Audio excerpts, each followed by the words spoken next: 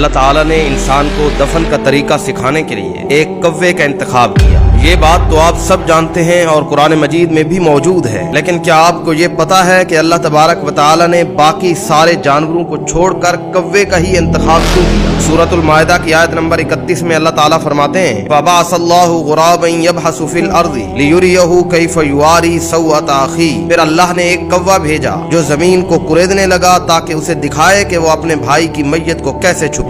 ایک طرف جب ہم قرآن مجید کی اس بات کو دیکھتے ہیں اور دوسری طرف جدید سائنس کو دیکھتے ہیں تو بڑے حیران ہوتے ہیں کہ دونوں ایک بات پر متفق نظر آتی ہیں کہ کوہ پرندوں کی دنیا کا سب سے ذہین جاندار ہے۔ سائنس ہمیں یہاں تک بتاتی ہے کہ کوہ اوزار بنانا اور انہیں استعمال کرنا جانتا ہے۔ وہ پیچیدہ مسائل کو حل کرنے کی ایسی صلاحیت رکھتا ہے جو 7 سال کے انسانی بچے میں ہوتی ہے۔ کوے انسانی چہروں کو برسوں تک یاد رکھتے ہیں اور دوسرے کووں کو بھی خبردار کرتے ہیں کہ کون سا انسان ان کے لیے خطرناک ہے۔ سائنسدانوں نے مشاہدہ کیا ہے کہ کوے ان چند جانداروں میں سے ہیں جو موت کا شعور رکھتے ہیں۔ جب کوئی کوہ مر جاتا ہے تو دوسرے کوے اس کے گرد جمع ہو کر شور مچاتے ہیں۔ سائنسی تحقیق کے مطابق یہ محض شور نہیں ہوتا بلکہ وہ یہ سیکھنے کی کوشش کر رہے ہوتے ہیں کہ ان کا ساتھی کس وجہ سے مرا تاکہ وہ خود اس خطرے سے بچ سکیں۔ سائنس کے بہت سارے مشاہدے یہ بتاتے ہیں کہ کووں کے ہاں باقاعدہ ایک عدالتی نظام ہوتا ہے۔ اگر کوئی کوہ دوسرے گھونسلے پر قبضہ کرے یا کسی کا حق مارے تو پورا گروہ مل کر اسے سزا دیتا ہے جو بسا اوقات اس کی موت کی صورت میں بھی نکلتی ہے۔ کوہ اپنے بوڑھے ماں باپ کو کھانا کھلاتا ہے